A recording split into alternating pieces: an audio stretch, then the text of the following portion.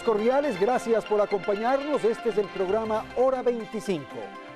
El pasado viernes se cerró el registro de candidaturas para el proceso electoral del próximo 17 de febrero. A esta hora están todos los jugadores sobre la cancha y el pitazo inicial ha dado anuncio del arranque de la contienda electoral.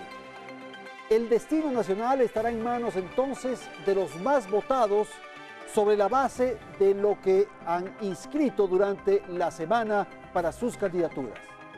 Para bien o para mal del Ecuador, estará en manos de este conjunto de dirigentes que hoy se han postulado y que esperan el veredicto popular. Los nuevos gobernantes tienen desafíos enormes que enfrentar. Las condiciones en que queda el país luego de 10 años de gobierno de Alianza País requiere de ajustes, recortes, definiciones para recuperar temas como el empleo, atender el sobreendeudamiento en que queda la nación, y cualquier presidente que asuma el gobierno el próximo 24 de mayo tendrá sobre sus hombros el manejo de un país prácticamente quebrado. Esto requiere de enormes dosis de liderazgo, espacios de acuerdos, espacios de gobernabilidad y alianzas justamente para llevar adelante una gestión de gobierno. La ausencia de Rafael Correa en la contienda electoral y por lo mismo en la presidencia, después de 10 años de gobierno, marcan un fin de una década que todavía está sometida al juicio de la historia. Esta noche aquí en el estudio central de Teleamazonas, el doctor Washington Pesantes Muñoz. Martina, te escuchamos. Andrés, amigos, buenas noches. El precandidato a la presidencia que nos acompaña hoy, que ya es candidato, ingresó al servicio público en calidad de conjuez de la Corte Superior de Justicia en 1997. Entre el 92 y el 99 formó parte de la institución policial como profesor de criminalística y llegó a la Fiscalía de Pichincha en 1999. Fue asesor de la ministra fiscal Mariana Yepes en el 2000 y finalmente fue nombrado fiscal general del Estado en el 2007. En ese entonces, su amistad con el presidente Rafael Correa no fue un secreto. De hecho, el primer nexo de Pesantes con el presidente fue su esposa, quien colaboró en las campañas sociales de los hermanos Correa en Riobamba. Esa amistad se cultivó en 1989 en Bélgica, donde ambos acudieron para cursar una maestría que ganaron con una beca.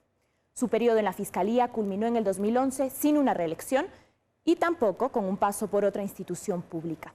Algunos sospechan que eso se atribuye, entre otras cosas, a que varios asambleístas de Alianza País pidieron un juicio político en su contra. Hoy, los relojes de marca, los trajes a medida, los autos de lujo son algunas de las aficiones que se le conocen a un candidato que sienta las bases de su organización política, fundada en el 2012 en las comunidades campesinas. Bien, entonces vamos a iniciar esta ronda de preguntas y respuestas con nuestro invitado. ¿Es verdad que le gustan las joyas, que le gustan los relojes de marca, los vehículos de lujo? En fin, cuéntenos, a ver. Muy buenas noches, sí. Andrés, buenas noches a los televidentes. Un placer de compartir con ustedes y responder a sus inquietudes. Hay algo de verdad y algo no tan exacto en las afirmaciones, pero no se trata de hacer esas precisiones. Así como usted me ve, vengo trabajando por más de 30 años, básicamente soy un docente universitario por más de 25 años, antes fui profesor de colegio también e inicialmente de una escuela. Siempre me gustó acudir a las audiencias como fiscal o como juez o a las clases como usted me ve, de manera bien que... presentado, elegante. Pienso que es un asunto de respeto a los demás, respeto a mis estudiantes, de manera que no tengo que ni metizarme ni disfrazarme para dar una imagen ahora que estoy de candidato, dar una imagen distinta a la que en esencia soy. Orgullosamente, debo decirle, nací en una parroquia de la provincia de Chimborazo, vivo acá en Quito por más de 40 años, usted me puede ver, no hay tal... Bueno, si tengo buen gusto, gracias por exalzar. Muy bien, doctor, ¿a usted se le vuelve difícil recordar el 24 de enero del 2010? Ese día se registró un lamentable accidente de tránsito en que murió la señora Natalia M. Se pretendió responsabilidad a su esposa de ese lamentable acontecimiento. Sí, no es la fecha exacta, pero igual no entremos a cuestiones de fechas.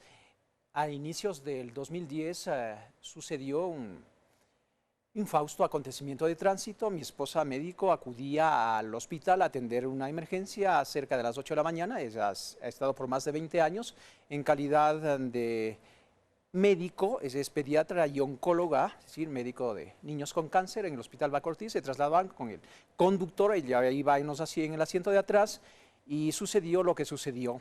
Se trató de hacer un juicio Pero político, ¿usted cree que no el tema jurídico. fue esclarecido, aclarado? Ya sobre el tema no hay dudas respecto a cómo se produjo el accidente. No lo creo solo yo, estoy convencido y está convencida la sociedad porque ese juicio pasó por todas las instancias. La persona que estuvo conduciendo así se demostró con pruebas jurídicas y fue condenado al máximo de la pena, cumplió la pena, de manera que al respecto de eso no hay nada absolutamente que hacer dentro de lo jurídico. Sí hicieron juicios de valor, juicios políticos interesados con el fin de hacerle daño al fiscal que no pasaba por desapercibido por su actitud frontal en la lucha contra la corrupción. Quien provocó ese intento de alguna manera de juicio político fue María Paula Romo.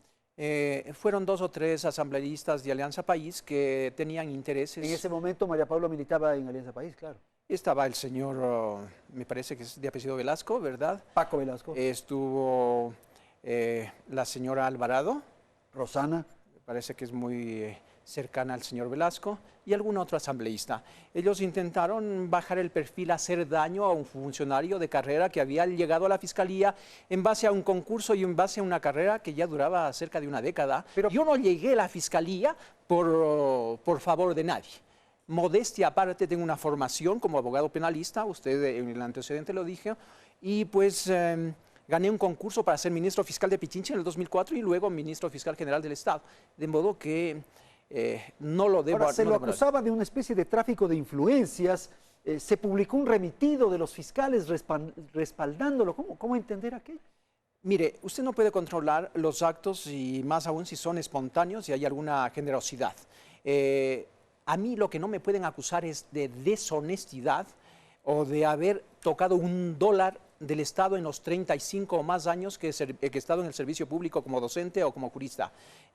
Los fiscales, el día, no solamente los fiscales, los empleados del Ministerio Público, en ese caso, Fiscalía se llama ahora, hicieron un pronunciamiento sin mi conocimiento, hicieron un pronunciamiento público de respaldo a la integridad y confiando en la palabra y en los hechos, y entonces se tomaron de eso para decir, aquí ha habido tráfico de influencias, ¿por qué le salen a respaldar? Como que eso fuera un motivo de estigma. Bueno, lo que ocurría es que ellos tenían que indagar, investigar, hacer la teoría de fiscalía, probablemente del caso en el que estaba involucrada su señora. Los que tenían que hacer la teoría del caso son los jueces, los fiscales, y emitir un pronunciamiento. Cuando sucede un accidente de tránsito, un delito culposo, no son los legisladores los que tienen que hacer un juicio de valor, un juicio jurídico. Ellos intentaron hacer daño al fiscal y se valieron de armas totalmente innobles. Y evidentemente yo actué como debía actuar. Doctor, respaldo total a mi esposo, yo estoy orgulloso, le conozco desde hace más de 25 años, tengo 3 hijos y yo no jamás dudé que mi esposa estuvo en el asiento atrás. Y hoy le voy a hacer una confesión pública.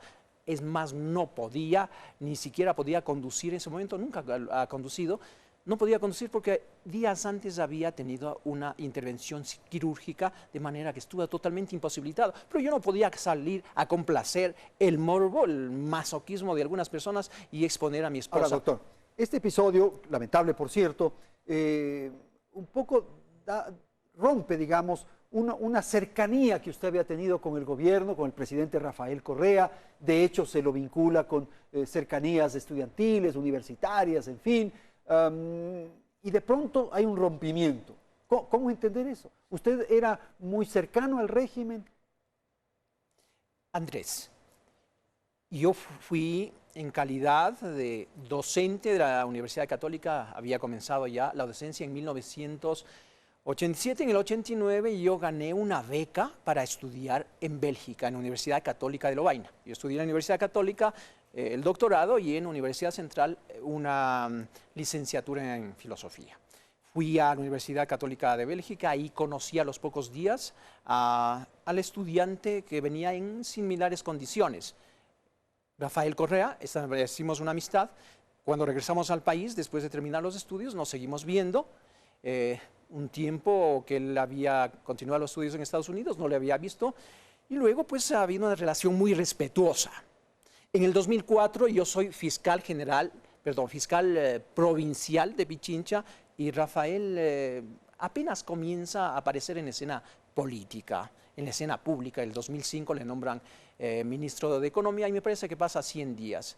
Ninguna relación de carácter político. Sí una visión de país, debo ser honesto, de la necesidad de cambiar. Quizá usted lo ha tenido también, porque conozco su trayectoria. En el 2006, antes que gane Rafael Correa, se llama a concurso de merecimientos para fiscal general del Estado. En mi calidad de ministro fiscal de Pichincha, concurso y gano con una diferencia de 30 puntos, en concurso nítido, público y claro. Independiente totalmente a cualquier cercanía con el presidente. Pero le quiero decir algo más. Cuando me preguntan a mí, cuando se daba por hecho que el primero de la terna, que se envió al Congreso, en ese momento yo elegía el Congreso, que el primero de la terna va a ser elegido, me pregunta la prensa, ¿y usted conoce a Correa? Yo le dije, sí, conozco a Rafael Correa, y hay una relación de respeto. La oposición, porque Rafael Correa no tenía ningún solo diputado, asambleísta, congresista, como quiera llamarse, no tenía ni uno solo. Me preguntan de la amistad, yo digo que sí, pero yo no niego a los amigos. Entonces deciden no elegir al amigo del presidente Correa. ¿Quiénes lo hicieron?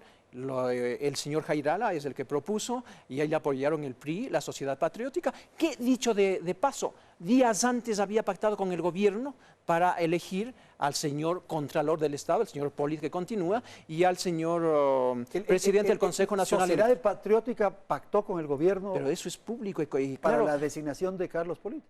Evidentemente, el gobierno, el ministro de la Política, pacta con ellos y les entrega la presidencia del Consejo Nacional Electoral, sí, y la Contraloría General del Estado, para que los votos de Sociedad Patriótica viabilicen la consulta popular. Eso está escrito, bueno, de manera que no es ninguna especulación. De manera que, por ser amigo de Rafael Correa, nombran a otro, cuando quizá todo el país que estaba atento de esto esperaban que nombren al primero. Eso dice el sentido ético, pero pedir ética a algunos secretarios es imposible. Permítame terminar. Nombran al tercero de la terna, yo continué en función de fiscal provincial, y en la constituyente el primer día yo sorpresivamente recibo una llamada y dicen: doctor Pesantes, le invitamos a posesionarse como fiscal general. Nunca pedí a nadie, y no es orgullo, no es vanidad, nunca pedí que me nombren ni a ese ni a otros puestos. Yo siempre entré por la puerta grande. Doctor, le voy a pedir que por favor atienda una pregunta que hemos trabajado, que hemos producido con el presidente del Colegio de Abogados de Pichincha, el doctor García. La idea es un poco conocer su apreciación respecto a lo que ocurre con la justicia en el Ecuador del momento. Escuchemos lo que le pregunta el presidente del Colegio de Abogados, el doctor García. Bueno, todos los candidatos hablan sobre independencia judicial y sacar las manos de la justicia. Lo que no nos dicen es cómo. Quisiera saber si el doctor Pesantes tiene algún plan específico en materia de administración de justicia, en materia de independencia judicial, o si nos quedamos simplemente en el discurso como todos los demás candidatos. ¿Cómo resolver la independencia de la justicia? Soy una de las personas que más conozco la administración de justicia. He sido juez, he sido fiscal y abogado en libre ejercicio con relativo éxito, y además desde la academia. He venido proponiendo desde hace más de 30 años que la justicia sea una función totalmente independiente, autónoma, descontaminada de las otras funciones del Estado. ¿Y por qué lo digo de hace 30 años? Porque esto no es un problema de reciente. Quizá hoy sea más evidente, como lo dice mi ex alumno de la Universidad Católica, el doctor García Falconi.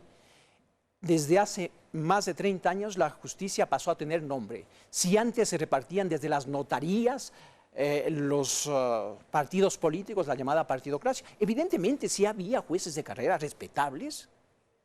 Cuando el presidente llama a una consulta, y muchos de nosotros creíamos en la buena fe de esa consulta, resulta lo contrario. Resulta que pasa de la partidocracia al partido único. ¿Y esto fue peor que lo anterior? Y yo creo que en mucho es peor que lo anterior. ¿Y cómo resolverlo?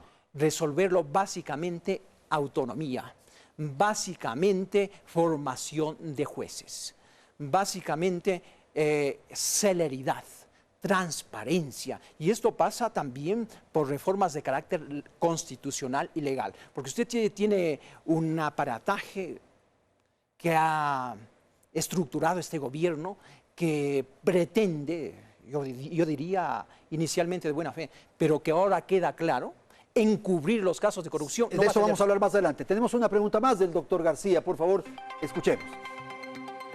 Teniendo en cuenta que el doctor Pesantes fue fiscal entre 2008 y 2011 como encargado de la Fiscalía General, la pregunta es, en ese lapso, ¿qué se hizo en materia de independencia de Administración de Justicia? Porque justamente se produjo ahí el triunvirato, recordemos este periodo de transición, este Consejo de la Judicatura de Transición. Y bueno, quisiéramos saber si como fiscal general alguna vez dijo algo respecto de la intervención gubernamental en la Administración de Justicia. Bueno, un poco me extraña que el presidente del Colegio de Abogados no esté informado. No sé si es falta de información o la pregunta es de carácter didáctico, lo diríamos entre comillas. Yo estoy orgulloso de lo que hice en la Fiscalía desde que asumí. Independencia total. ¿Eso está seguro que fue independiente? Que me nombre en algún caso en la que no he sido independiente. Yo tomo decisiones desde el primer día. A los 8 días viajo a Estados Unidos a pedir la extradición, no solo del señor Isaías, de los 14 banqueros. En mi administración, como muestra de autonomía, porque no tengo que decirle a nadie qué hice, sino mis actos lo juzgan. Yo enjuicié a 3 ministros de este gobierno. Si quiero, se los nombre. Deportes, Salud, Agricultura, pedí la prisión, uno de esos ministros estuvo 24 horas preso. Algunos de los procesos que yo inicié cuando viene el nuevo ministro fiscal o fiscal general del Estado, muchos de ellos son archivados. Un caso emblemático que en este país debe reabrirse, porque es un asunto de sanidad nacional. Palo Azul. Es el caso Palo Azul. Si el doctor no está informado, yo reabrí ese caso que antes había sido ya archivado. ¿Archivado por quién? Mire usted, resulta llamativo, la señora que hoy ejerce de fiscal subrogante antes lo archivó. El señor Chiriboga fue uno de los investigados. ¿Por qué será que le llaman al señor Chiriboga a sustituir al fiscal Pesantes para que tome decisiones puntuales, de manera que la autonomía y la independencia... Mire, le quiero decir, desde este mismo SED denuncié cuando se pretendía a través del Código Orgánico de la Función Judicial, enero-febrero del 2009, tomar toda la función judicial como lo han hecho. Fiscalía, jueces, Defensoría Pública.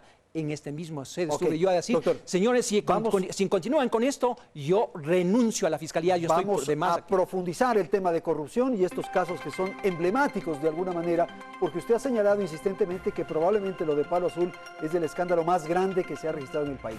Ellos manejaban o tenían alrededor de 5.000 millones de dólares, ¿verdad? Si estamos hablando de 100 millones de barriles de petróleo que ha sacado ilegalmente Petrobras, y que no lo digo yo, lo dicen los informes técnicos.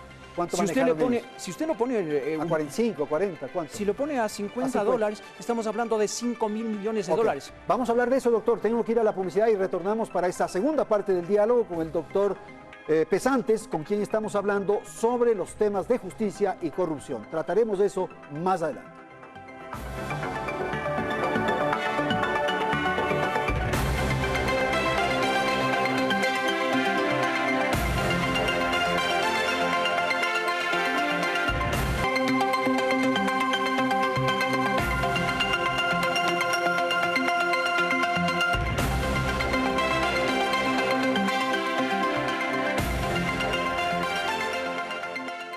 Esto es Hora 25.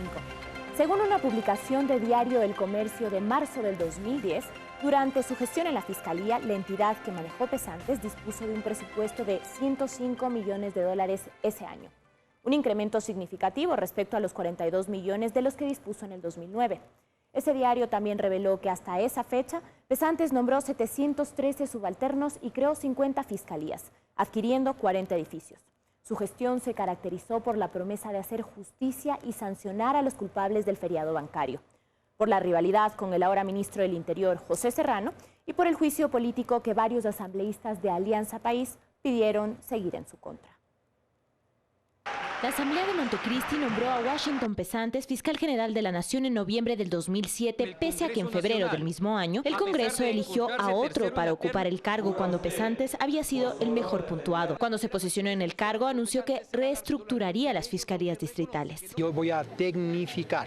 Espero que los fiscales distritales tengan la suficiente delicadeza para presentarme la renuncia.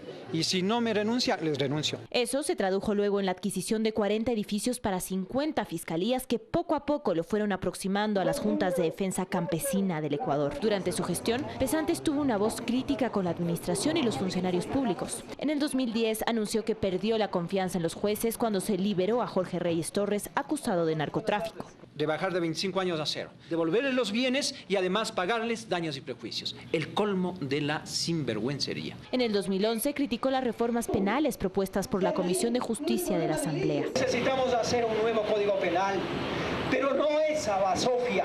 Su fiscalía se desarrolló en un momento clave para los casos inherentes a la quiebra bancaria del país. Eran alrededor de 40 juicios. Los que están a punto de prescribir deberían tener sentencia antes que prescriban. Voy a trasladarme personalmente a donde los jueces que sustancian para exigirles que sentencien. Si bien durante su gestión se incautaron los bienes de los hermanos Isaías, nunca se materializó su extradición. Pero los señores Isaías se pasean en Miami sin ningún problema, sin que les localice la policía de los Estados Unidos. Por eso les decimos, dentro del campo de la cooperación internacional, devuelvan a los señores Isaías. Asambleístas de Alianza País que solicitaron un juicio político al fiscal en el 2010 denunciaron que Pesantes habría permitido que los hermanos Isaías huyeran a Estados Unidos en el 2000. Según este boletín de la Comisión Cívica de Control de la Corrupción, un informe del mayor Jorge Rivadeneira indicaba que Pesantes solicitó que se vigilara a los Isaías mientras se preparaba una excitativa detención en su contra a pedido de la ministra fiscal Mariana Yepes. Después, Pesantes habría solicitado que se suspenda el requerimiento. Ese juicio político también tuvo otro origen: la presunta falta de probidad y actuación imparcial en el caso de la muerte de Natalia M., una joven que fue arrollada por un auto de fiscalía en el que se encontraba la esposa de Pesantes. Pese a que el policía Wilson Velastegui fue sentenciado por ello, prevalecieron las insistencias de que era la esposa del fiscal quien conducía el vehículo.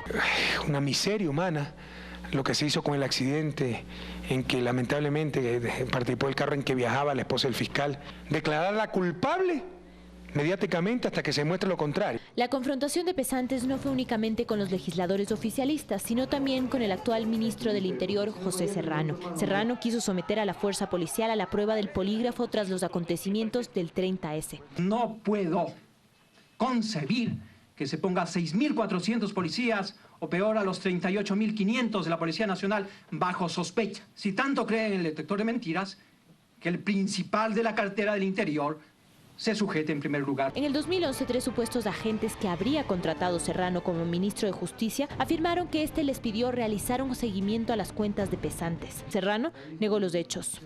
En el 2011, Pesantes terminó su estadía en la Fiscalía sin reelección. Se dedicó desde entonces a construir su propio proyecto político, Unión Ecuatoriana, el mismo por el que hoy postula su candidatura con el apoyo de los campesinos. Bien, entonces tenemos material para esta segunda parte del diálogo. Ya tratamos el tema del accidente lamentable y claro, tenemos ahora otros puntos que hay que resolver. Por ejemplo, insistamos sobre Palo Azul. ¿Usted advierte que ahí se produjo un negociado?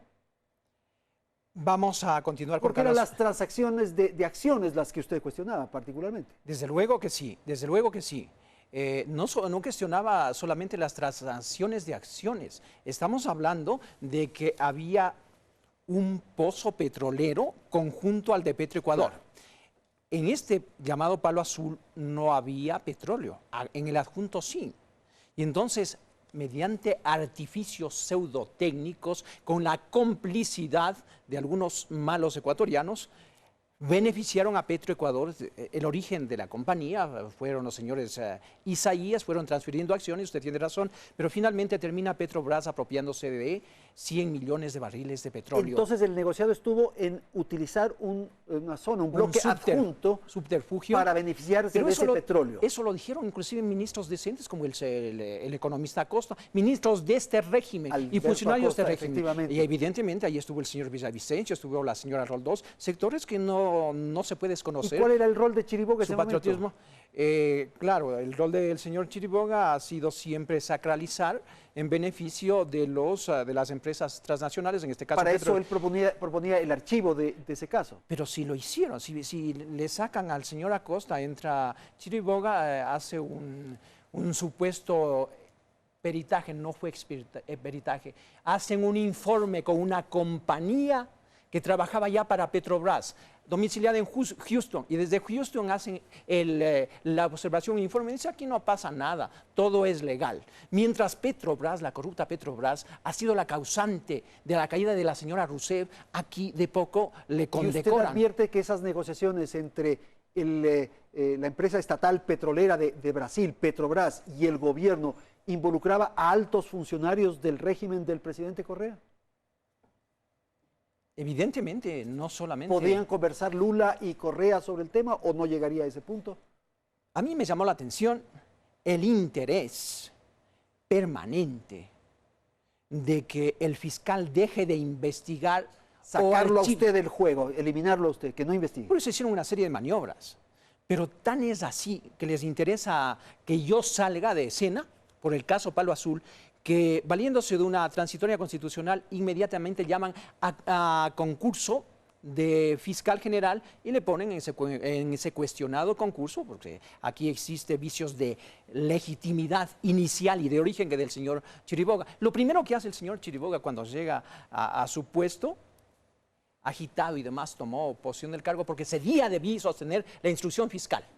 El señor va a la Corte Nacional de Justicia y hace el peor absurdo. Además, yo no hablaría de jurídico, sino del elemental sentido común que conoce cualquier estudiante de derecho. ¿Qué propuso él? A ver, el fiscal o acusa o se abstiene. Claro. El señor va y dice, ni acuso ni me abstengo. Archivo. Archiven, pido la nulidad, con el aplauso de la transnacional y de sus abogados.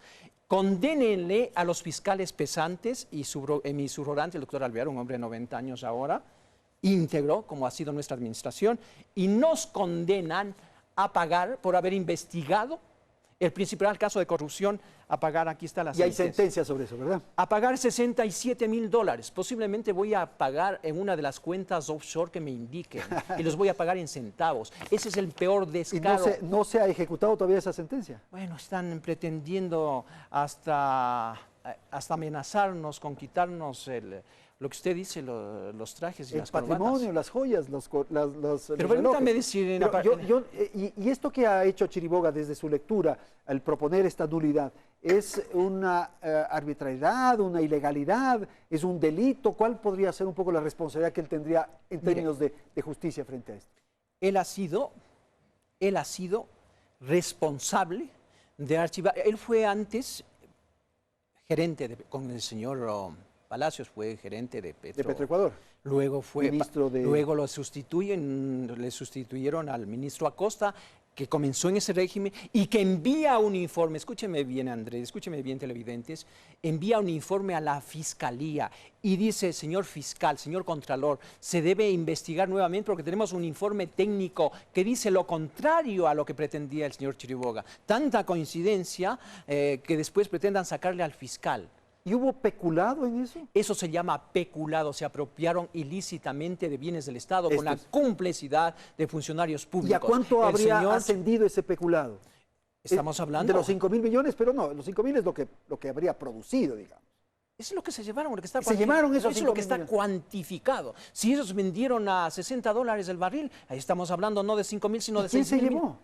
Petrobras con los corifeos acá, con los felipillos. En definitiva, ese acto tiene que volverse, si hay un gobierno decente que nosotros pretendemos presidir, tiene que abrirse ese caso, tiene que haber una auditoría de ese y muchos procesos como Chucky 7, como los caso Druff, porque el país necesita por sanidad pública que estos casos sean ventilados. Ok, doctor, vamos a otro de los temas. Pero déjeme decirme algo más.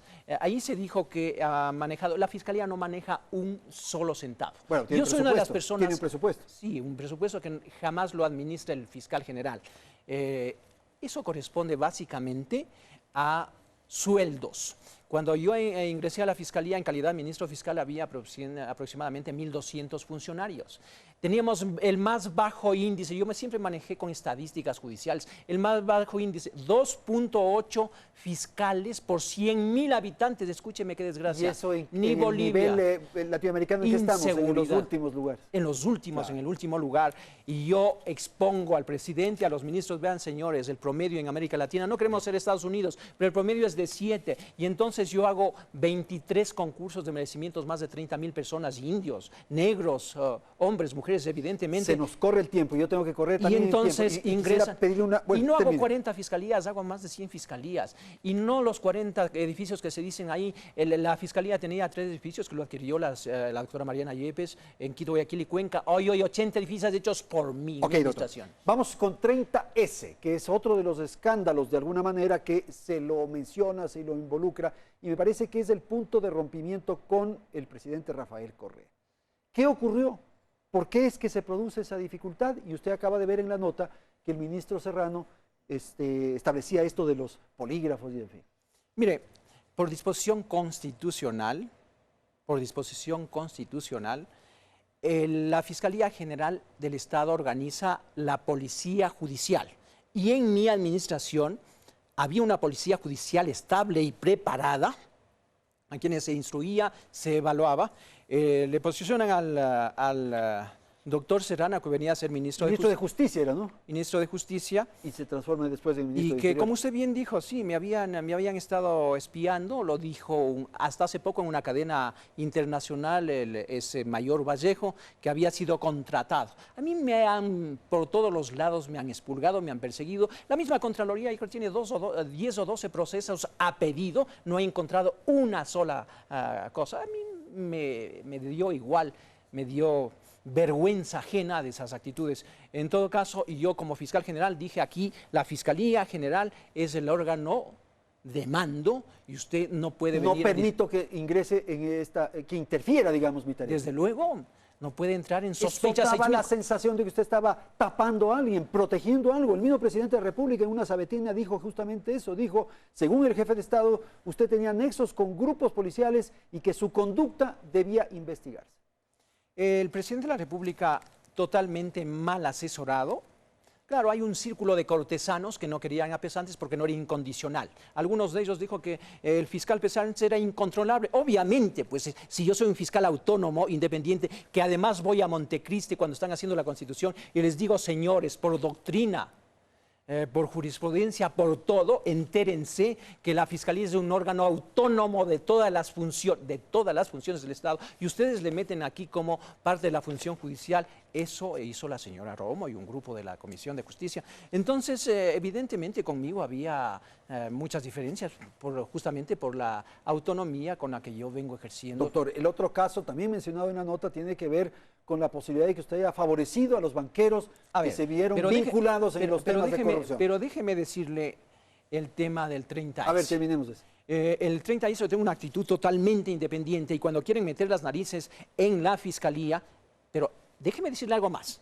Yo como fiscal general no manejaba un solo caso de los abiertos en el 30S, porque nadie tenía fuero de Corte Nacional o Corte Suprema, como se llamaría. Es decir, a mí no me tocaba investigar, pero yo soy un hombre responsable. Había un equipo de fiscales en todas las provincias para investigar los hechos del 30S, sin contaminaciones. Pero eso no gustó, pero eso no les gustó. Querían que usted meta mano ahí entonces. Es más, el 30S, mire, yo no estuve aquí. Yo estuve en Zamora entregando un edificio, pero yo asumo mi responsabilidad y se hacen las cosas técnicamente y... Como a algunos del gobierno no les gusta, le meten en la cabeza al presidente que se deja influenciar y le dicen no se han hecho ciertas experticias. Al siguiente día, 8 de la mañana, y lo hizo el que es ahora juez de la Corte Nacional, el doctor Enríquez y un grupo de fiscales estuvieron para hacer la reconstrucción de los hechos. Pero el señor Chiriboga posiblemente le dice no han hecho la reconstrucción y pretenden hacer una payasada a los 5 años. ¿Qué tiene que ver Chiriboga en esto? ¿Por qué lo menciona? Porque él era el fiscal actual, pues que le va llevando. Cuando hace el comentario el presidente es que le van llevando al 30S, le dan un bastón, una máscara al presidente. Sí, para hacer la reconstrucción. Eso fue reciente. Claro. Y yo les digo, ya se hizo, no es imprescindible que vaya la víctima. ¿O acaso cuando hay una violación hay que llevar a la víctima? Por favor, que falta de sentido común. Y traen venezolanos en un show, evidentemente. Y entonces yo digo que ese es un show. Y el presidente se presta a este show y el presidente dice, habrá que investigar qué nexos tenían con oficiales de la policía. Yo fui profesor de criminología, de ciencias penales y conozco a muchos oficiales. Hay gente muy decente. No podían perseguir a palo de ciego como lo terminan haciendo. Se nombra una comisión, vergonzoso para este país, una comisión de 3 personas que de derecho creo que no saben nada. ¿Y por qué es vergonzoso? Activistas. ¿Por qué es vergonzoso? Es vergonzoso porque el gobierno interfiere en el proceso y dice, nombro una comisión de 3 miembros de Alianza País para que investiguen los hechos del 30S. O sea, desplazan a la fiscalía que constitucionalmente es el titular y el único que puede investigar. Y el fiscal aplaude y va con una especie de secretario. Después, quiero terminar, después hacen un informe que tiene el título de confidencial y prácticamente sentencian. Dicen hay que cambiar este juez que no se deje controlar, hay que cambiar este fiscal, a este le condenamos, a este no. Yo no me podía prestar jamás para aquello. Salí por la puerta donde que entré. No he tenido doctor, el tema de los banqueros acusados de corrupción. Hay ciertas denuncias, hay ciertas versiones en el sentido de que usted facilitó mucho de lo que ocurrió con los involucrados. He escuchado a alguno de estos funcionarios decir de manera cantinflesca, yo fui fiscal provincial desde el 2004 en donde podía tomar decisiones y desde el 2007 fiscal general del Estado hasta el 2011. Pero yo fui asesor de la Fiscalía por mi formación, insisto, me invitó la doctora Mariana Yepes, por la parte académica y en fin, me parece que fue el 2001, el caso ya de los banqueros. En mi calidad de asesor. Asesor de la Fiscalía en ese momento. Asesor de la Fiscalía y no era yo el único asesor. Y yo consideré, por eso es un acto de patriotismo, que no podía permanecer más la impunidad en ese país. Habían transcurrido ya años desde la quiebra bancaria de 38 instituciones. Y yo digo, a la policía le digo, verbalmente, señores, si hay procesos en ciernes en contra de los banqueros, lo mínimo que tienen que hacer ustedes es vigilarles. Entonces... El momento en que se produce la incautación de los bienes, ¿ahí interviene usted o eso está manejado por cuerdas separadas? Eso es otra cosa. Estamos hablando de por lo menos 5 años de diferencia. Yo pido que se les vigile a los banqueros. Más aún, vea, los banqueros ya se habían ido antes. Yo no era el fiscal, yo no podía tomar decisiones. Y luego, cuando yo me entero que se habían ido, cuando la ministra dice que hay que esperar, yo respeté esa decisión, pues alguien salió a decir, el asesor de la ministra ha dicho que ya no les vigilen. Sí, es una cantinflada, una locura, absurdo. Le dijo absolutamente claro. Por eso es que cuando yo llego a ser ministro fiscal voy 3 veces, e inclusive con mi dinero, a Estados Unidos para pedir la extradición. Voy al Departamento de Estado y de Justicia. ¿Por qué no se logra concretar eso? Porque hay intereses, ¿Nacionales? Porque el gobierno de Estados Unidos, bueno, si yo inclusive hay autoridades de control de este gobierno que tienen lazos. A ver. Hay autoridades de control de este gobierno que tienen lazos de parentesco por afinidad con los señores de Isaías. Y yo lo diré en el transcurso de la campaña con nombres y apellidos y papeles. Yo fui un San Jorge luchando contra la corrupción. Y no solamente de esos banqueros, sino había en ese momento, yo fui con una lista de 14 y les dije, aquí están 14 extraditables. Eso de un lado, el caso Filambanco. Después usted me pregunta la incautación. Mire, yo me reúno con la superintendente de bancos y algún momento con el presidente de la República y les digo, señores, ¿cómo es posible que habiendo pasado 8 años desde que cayeron los bancos y nos perjudicaron a los ecuatorianos, hasta hoy ni siquiera hayan informes que debía hacer la superintendente? Pero justamente se hizo la incautación con el afán de obtener recursos para atender a los afectados. Y en el transcurso del tiempo no ha habido afectados. Escúcheme el antecedente. Digo, ¿cómo es posible? Es como que tuviéramos aquí un cadáver al que 8 años después no le han hecho la autopsia. Señora superintendente, ¿hay algún informe que diga que el Banco X cuando cayó tenía tales activos pasivos? No tienen nada de ustedes. Y lo que hay que hacer es inmediatamente tomar posesión de los bienes e incautarlos. Y nosotros ayudamos a la incautación. Lo que yo no podía pensar como prever, como usted muy bien lo dice, es que iban a nombrar al señor Pedro Delgado a que administre los bienes y sin dar cuenta, son como 200 empresas, no son los canales incautados. Esos son los más atractivos desde una SQ2 perspectiva que venden la mayoría de acciones y venden a crédito, lo venden con un préstamo de la corporación financiera. Mientras nosotros nos endeudamos con los chinos al 8% y pedimos préstamos al 10.75%, la corporación les presta al Grupo Gloria, les presta menos del 2%.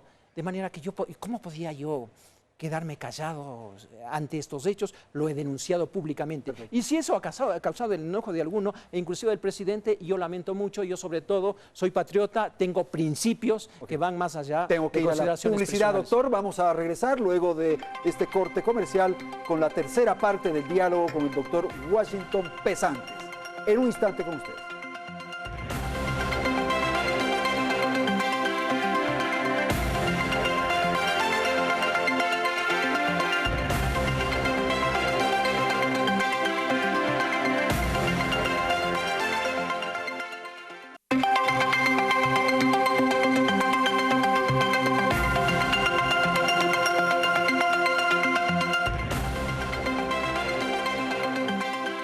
Bien, vamos con la tercera parte de este programa. Estamos conversando con el ex fiscal general de la Nación, el doctor Washington Pesantes.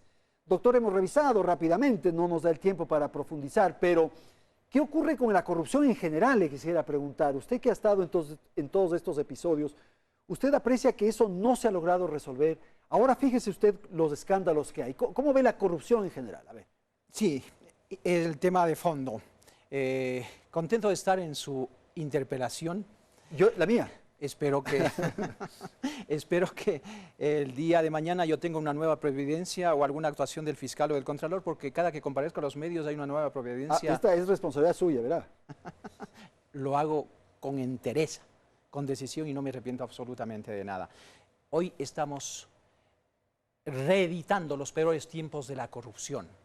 No podemos escudarnos diciendo es que el funcionario que está acusado de corrupción no entró en mi administración. Ellos están haciendo carrera. Yo me pregunto, de algunos parece que estuvieron haciendo carrera delictual.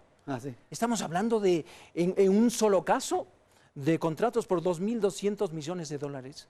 Mire usted la actitud de la refinería de Esmeraldas, ¿sabe usted? Evidentemente, sí. Con ese dinero, según los técnicos, se habría hecho otra refinería. Que salga el señor fiscal a decir que la peor condena que les puede pasar a estos señores que pasar es permanecer huidos toda la vida. ¿Qué nos ve la cara de ingenuos? ¿Somos tontos los ecuatorianos? ¿Por qué no actuó desde el 18 de mayo que le capturaron, perurgidos por los informes de los papeles de Panamá? Porque de aquí no hay ninguna investigación oficial, no nos metan cuentos. El 18 de mayo le detienen al señor Bravo. ¿Por qué esperaron tanto? ¿O estaban esperando que se vaya el señor Pareja? ¿Usted cree que hubo alguna confabulación para que se vaya Pareja y una ayuda, una colaboración desde las entidades de control? ¿O el señor Chiriboga no entiende derecho o simplemente aquí hay una complicidad? ¿Por qué no actuó? ¿Por qué no actuó? Esperando que los señores se vayan. Y son tan ingenuos que hace un mes, un poquito más, llamaron a una audiencia a 17 personas, le dictan la prisión preventiva y ordenan una medida sustitutiva. Váyanse a sus casas y preséntense los días lunes donde la autoridad. Esos señores, después de la primera presentación, ya se fueron. ¿Qué hay de por medio en esto? Que los ecuatorianos hagan sus juicios de valor. Yo soy un jurista, yo entiendo perfectamente lo que hay de por medio. El principal delito aquí se llama peculado. Aquí se están hablando de fondos públicos. Lo otro es accesorio. ¿Con qué pagaron el cohecho? La concusión. Una cosa es dar y otra cosa es exigir.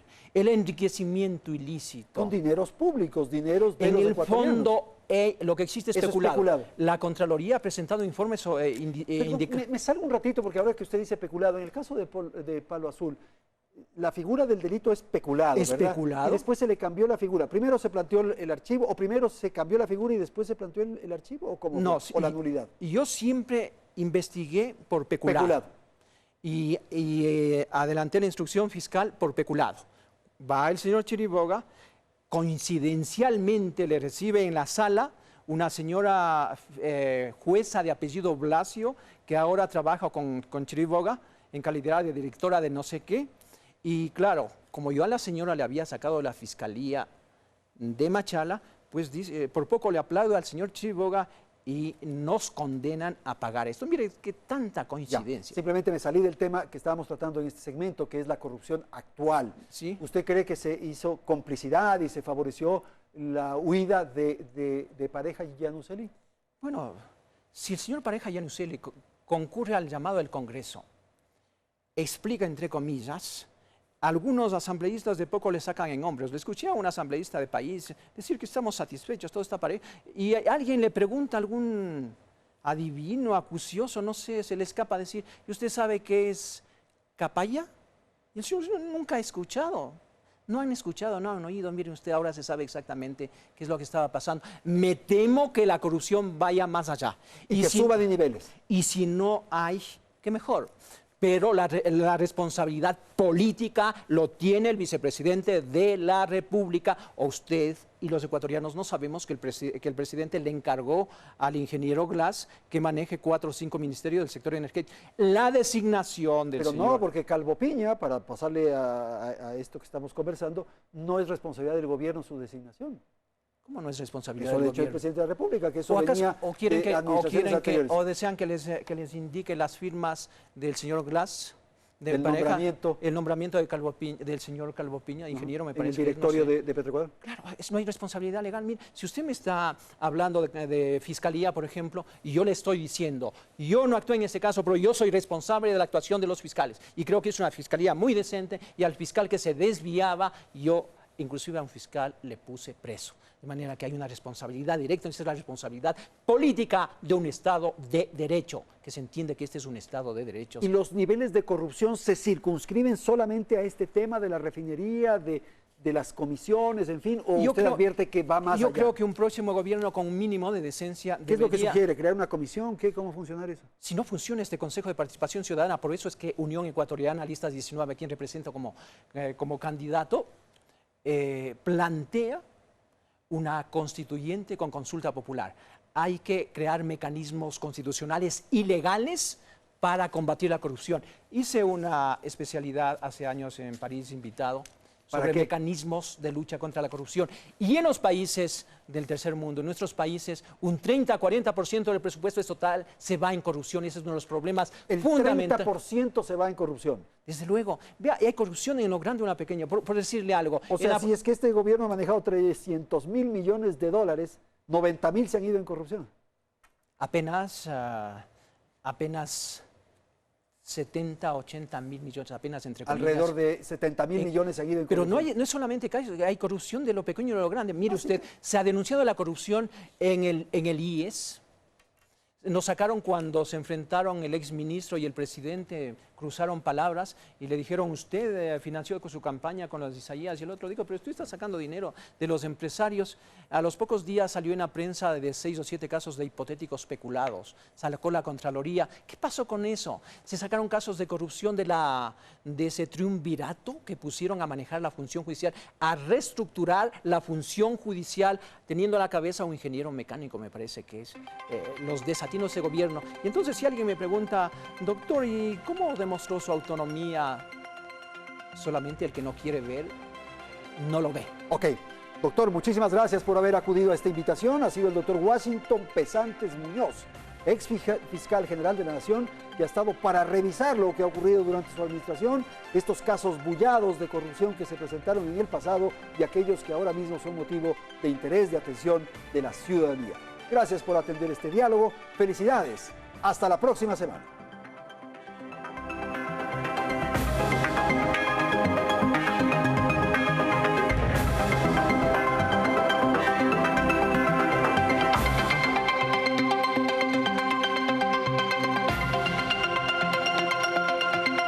Teleamazonas presentó